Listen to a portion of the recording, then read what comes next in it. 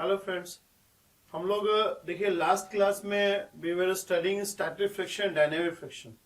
मैंने आपको उसका थ्योरी पढ़ाया था कि स्टैटिक फ्रिक्शन क्या होता है, डायनेमिक फ्रिक्शन क्या होता है, कब वो फोर्स लगता है, किस डायरेक्शन में लगता है और क्या उसका मैग्नीट्यूड होता है। तो ये सब पे हम लोगों ने डिस्कशन किया था। अब हम लोग एक क्वेश्चन लेते हैं जहां पे वो सारा डिस्कशन को हम लोग यूज करेंगे। ठीक है, क्वेश्चन है the coefficient of static friction between two blocks shown in figure। ये दोनों ब्लॉक है। तो coefficient of static friction between two blocks shown in figure is mu। यहाँ पे जो coefficient of static friction है वो mu है, ठीक है। And the table is smooth। This table is smooth, मतलब टेबल और बड़ा वाला ब्लॉक के बीच में कोई फ्रिक्शन नहीं है, ठीक है। What maximum force F can be applied to the block of mass M so that the block moves together? कितना ये मैक्सिमम फोर्स हम लोग लगा सकते हैं, कहां तक ये फोर्स हम लोग लगा सकते हैं ताकि ये दोनों ब्लॉक एक साथ मूव करें। मतलब कि what can be the maximum force F can be applied so that there is no relative motion between smaller block and bigger block। Smaller block और बिगर ब्लॉक के बीच में कोई रिलेटिव मोशन न हो, ठीक है। इसको ध्यान में रखते हैं कितना हम मैक्सिमम फोर्स लगा सकते हैं, ये आपका क्वेश्चन है, ठीक है। दोनों ब्लॉक एक साथ मूव कर सकता है बट एक दूसरे के रिस्पेक्ट में मूव नहीं कर सकता है। दोनों ब्लॉक साथ साथ मूव करेगा लेकिन एक दूसरे के रिस्पेक्ट में मूव नहीं करेगा, ठीक है। तो let's draw the free body diagram. जब भी फ्रिक्शन का केस हो तो उस केस में फ्री बॉडी डायग्राम जो ड्रॉ करेंगे आप, तो कभी भी फ्रिक्शन शुरू में नहीं ड्रा करेंगे, पहले फ्रिक्शन सबसे लास्ट में हम लोग ड्रा करेंगे, ठीक है। फ्रिक्शन सबसे अंतिम में ड्रा करेंगे क्योंकि उसके लिए चेक करना पड़ेगा कि टेंडेंसी और रिलेटिव मोशन किधर है। फ्रिक्शन के अलावा जो बाकी फोर्स लग रहा है उन फोर्स की वजह से टेंडेंसी और रिलेटिव मोशन किधर हो रहा है, ठीक है। तो ये दोनों ब्लॉक है। तो let's draw the free body diagram. Both are interactive with the earth. तो हमने ये फोर्स लगा दिया, वेट, ठीक है।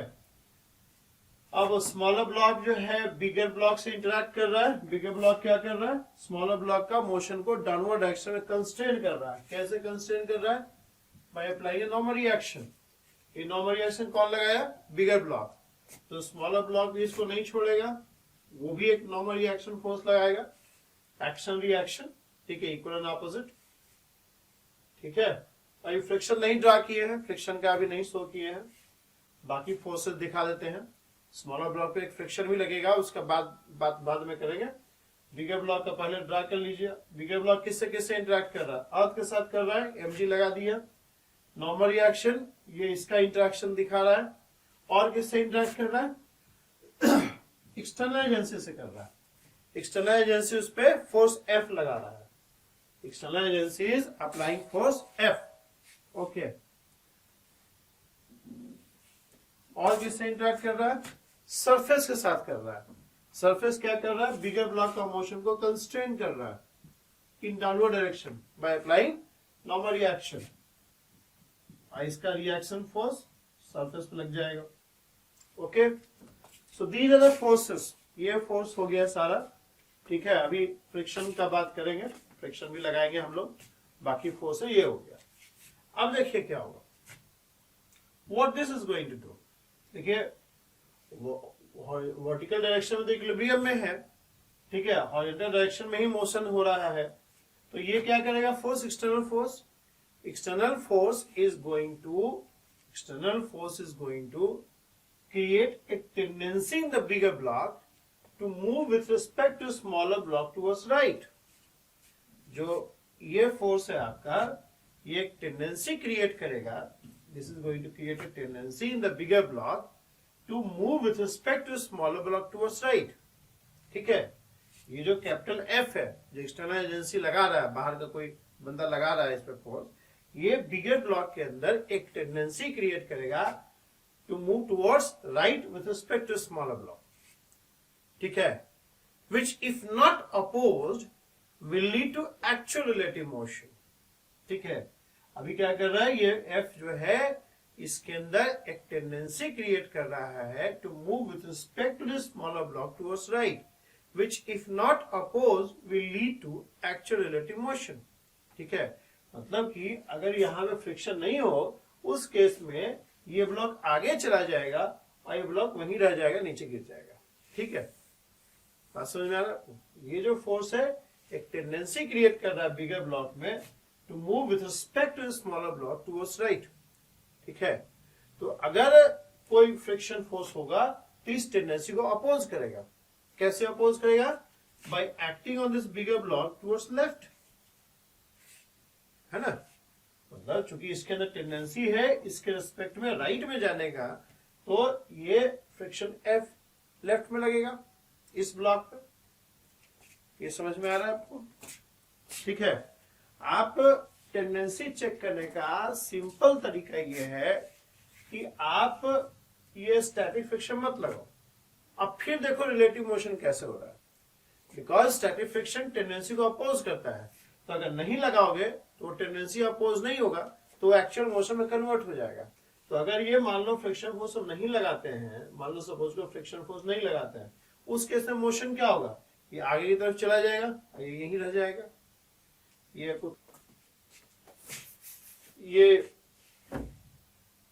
आपका बिगर ब्लॉक हो गया, सीरिया बिगर ब्लॉक। और स्मूथ सा ऑब्जेक्ट ले लेते हैं, सपोज ये पेन ले लिया। ठीक, ये पेन तो थोड़ा सा राउंड टाइप का है, बट स्टिल मान लो सपोज ये बिगर स्मॉलर ब्लॉक हो गया, ये बिगर ब्लॉक हो गया, ये स्मॉलर ब्लॉक हो गया। ठीक है, ये लैमिनेटेड है बुक, पेन भी लैमिनेटेड है, तो फ्रिक्शन इज वेरी लेस। ठीक है, अब मान लो ये हम एक्सटर्नल एजेंसी जो फोर्स एफ लगा रहे हैं।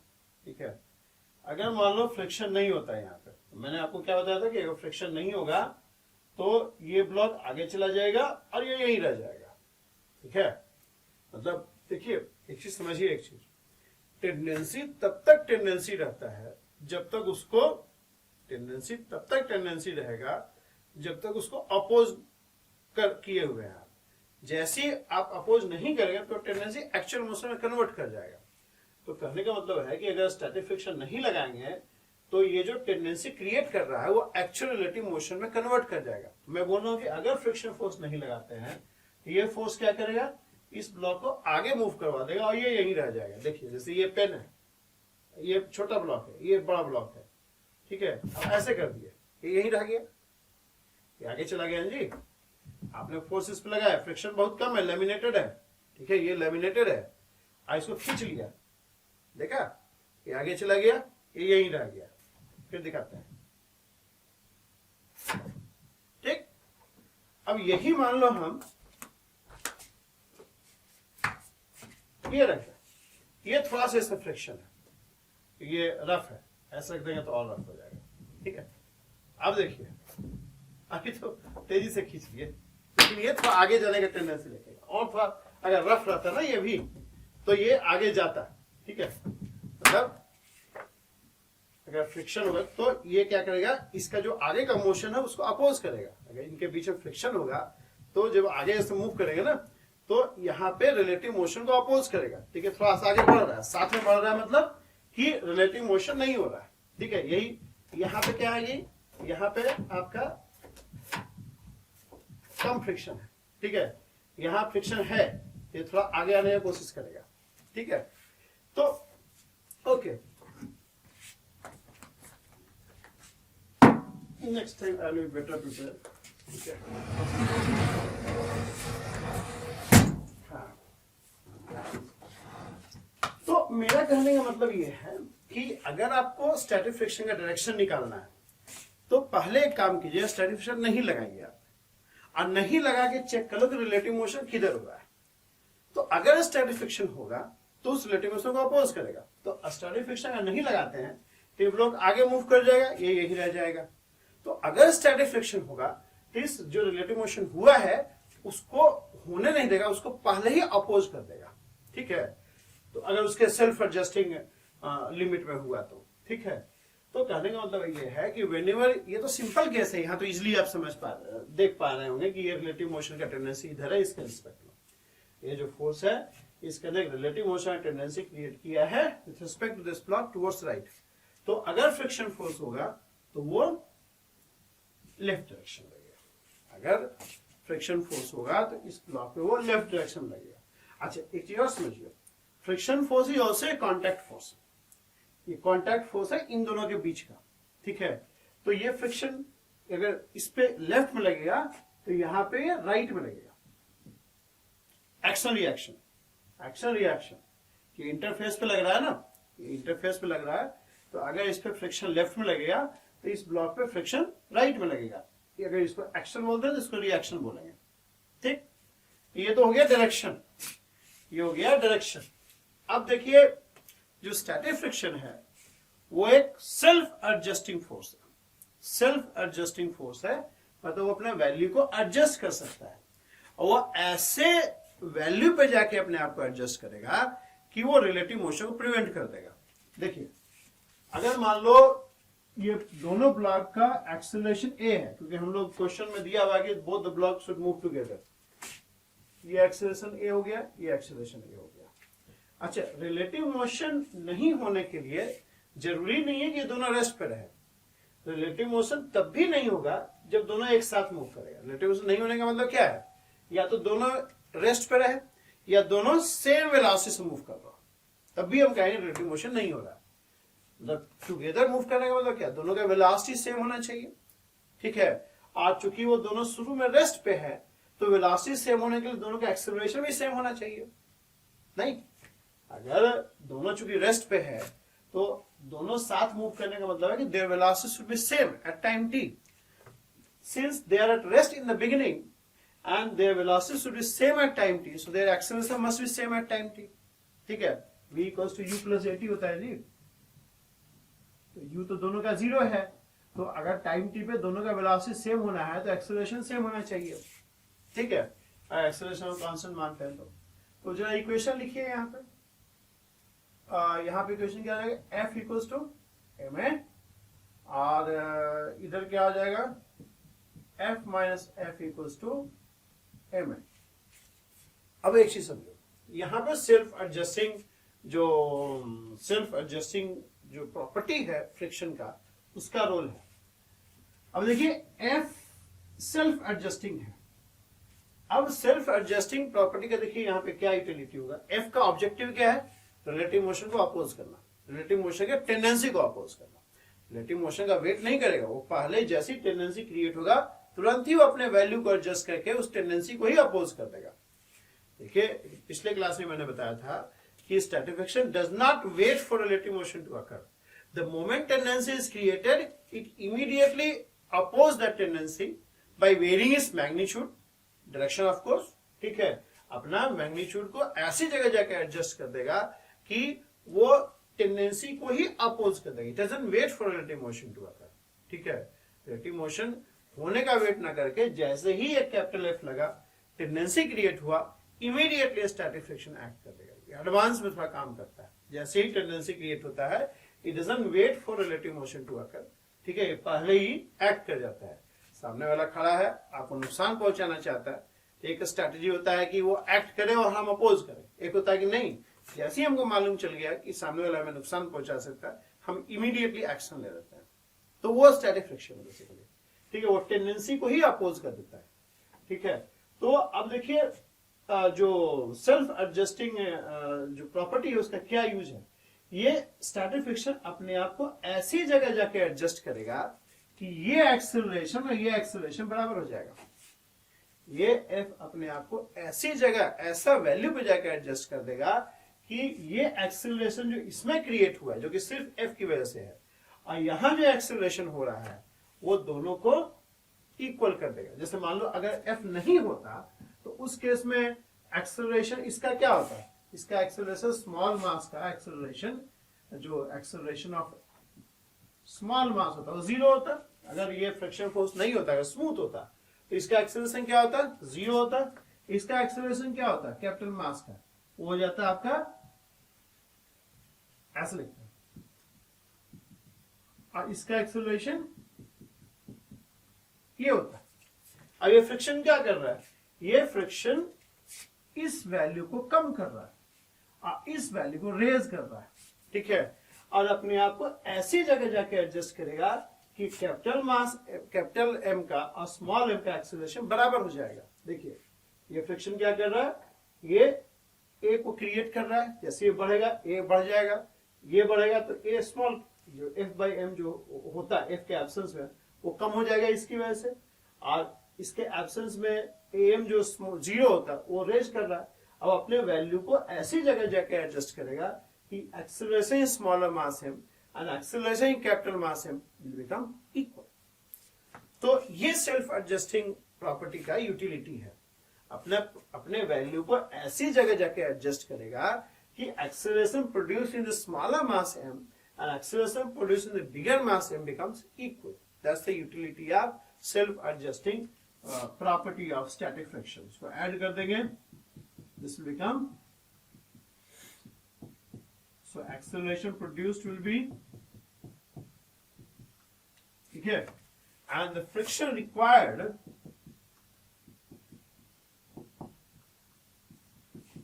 to keep the blocks together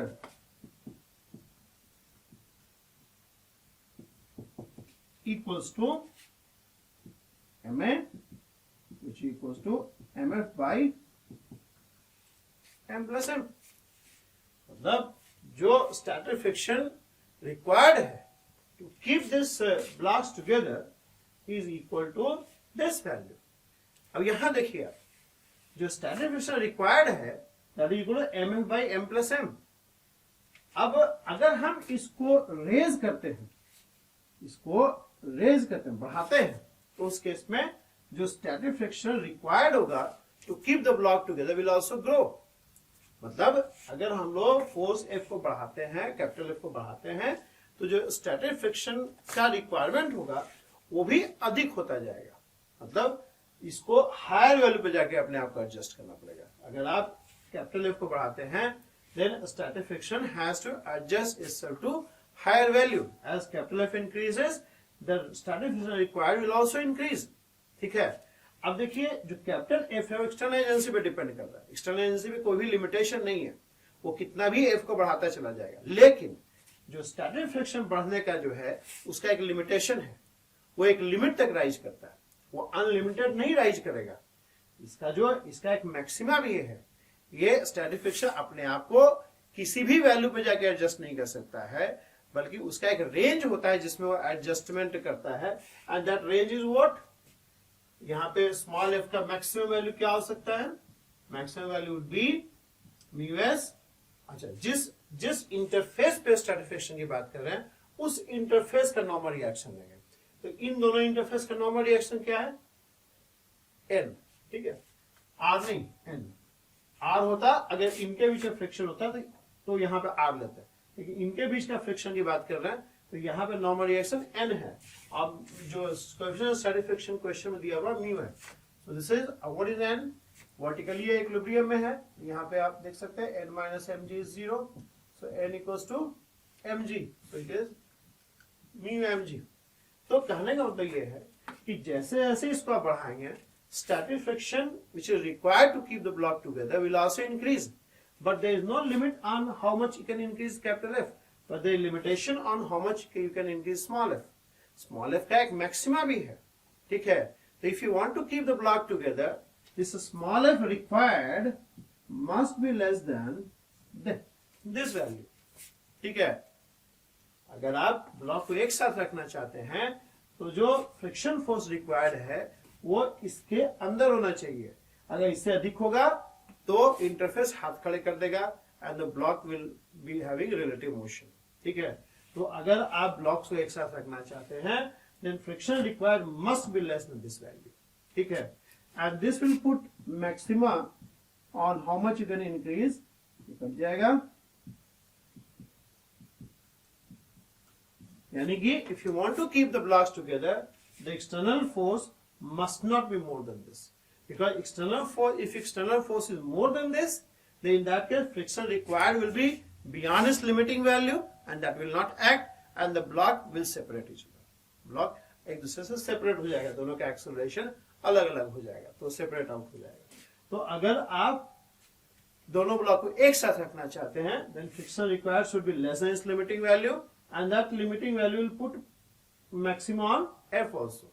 capital F इससे कम होना चाहिए, इससे अधिक होने का मतलब है the blocks will separate. ठीक है, तो maximum this F max is equal to this. ठीक है, a maximum force which you can apply if you want to keep the block together. If you want to keep the block together, this is the maximum which you can apply. Okay.